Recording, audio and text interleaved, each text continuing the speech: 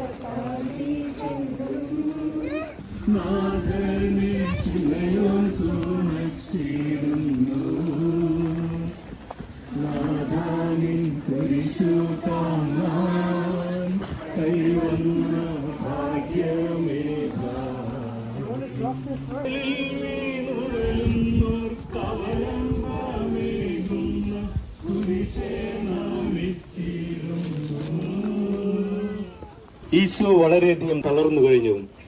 ഇനി കുരിശോടുകൂടെ മുന്നോട്ട് നീങ്ങുവാൻ ശക്തനല്ല. അവിടുന്ന് വഴിയിൽ വെച്ച് തന്നെ മരിച്ചു പോയേക്കുമെന്ന് യൂതന്മാർ ഭയന്നു. അപ്പോൾ ശിമയോൻ എന്നൊരാൾ വയലിൽ നിന്ന് വരുന്നത് അവർ കണ്ടു. കെവറിൻകാരനായ മനുഷ്യൻ അലക്സാണ്ടറിന്റെയും റോപ്പോസിന്റെയും പിതാവായിരുന്നു.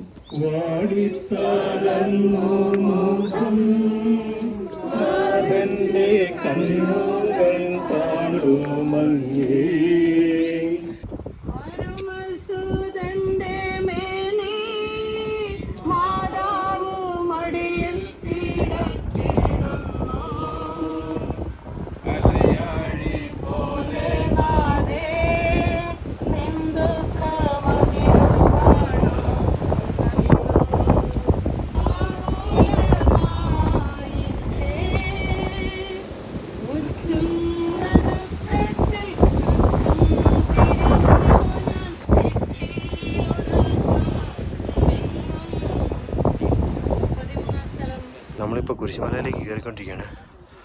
ഇത് ബ്രേ ഹെഡ് എന്ന് പറഞ്ഞ മലയുടെ മുകളിലാണ് നിൽക്കുന്നത്. ഈ സൈഡിൽ കാണുന്ന കടലും ഇവിടെ ഇതുണ്ട് പൂക്കളും, മല മുഴുവൻ പൂക്കളും.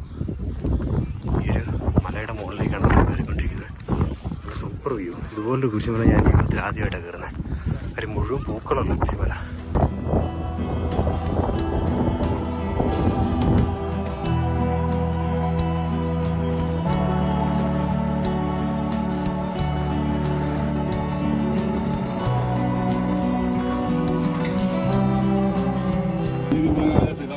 അങ്ങയെ രചിപ്പിക്കുവാൻ സ്വയം ബലവസ്തമായി തീർന്ന പ്രിയപുത്രനെ കൃത്യം വാർക്കണമേ.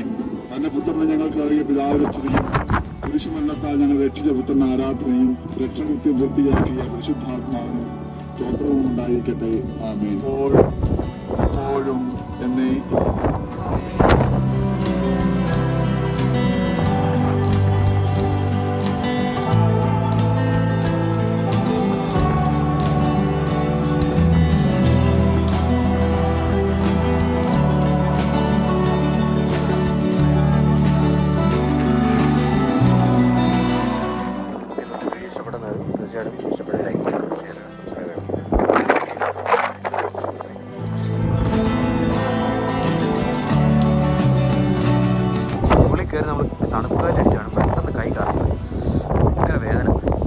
നമ്മൾ ഈ കാണുന്ന ഈ മഞ്ഞ പൂവിൻ്റെ പേരെന്നറിയോ? ഗോർസ് എന്ന് പറഞ്ഞിട്ടുള്ള ഒരു പൂവാണ്. ഇത് ഈ വെസ്റ്റേൺ യൂറോപ്പിലായിട്ട് കാണുന്ന, യൂറോപ്പ് പ്രദേശങ്ങളിൽ കാണുന്ന പൂക്കളാണ്.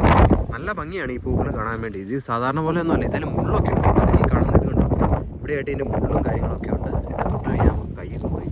പക്ഷേ ഈ പൂക്കൾ നല്ല രസമാണ്. ഇതിങ്ങനെ നിൽക്കും ആളുകളോളം. എനിക്ക് തോന്നുന്ന ഒരു സമ്മർ കഴിയുന്നിടം വരെ ഏകദേശം 5-8 മാസങ്ങളോളം നിൽക്കും. മഞ്ഞ് പെയ്യാറാകുമ്പോഴാണ് ഇത് ശരിക്കും ഈ പൂക്കൾ വാടിപ്പോകുന്നതും അല്ല ഈ ചെടി കരിഞ്ഞു പോകുന്നതുമൊക്കെ. ഇപ്പോൾ ഇതുപോലെ ഇത് കരിഞ്ഞിട്ട് ഇത് ശരിക്കും ഇപ്പോൾ സമ്മർ ആകുവാണ്. ഇതുപോലെ കരിഞ്ഞു പോയിട്ട് ഇത് പിന്നീട് പച്ചപ്പായിട്ട് വന്ന് ഈയിടെ പൂക്കളൊക്കെ വന്നതേ ഉള്ളൂ. അപ്പോൾ ഇങ്ങനൊരു ഗംഭീര കാഴ്ച കണ്ടുകൊണ്ടാണ് നമ്മൾ ഈ മലയിലേക്ക്, ഈ കുരിശുമലയിലേക്ക് നമ്മൾ കയറുന്നത്.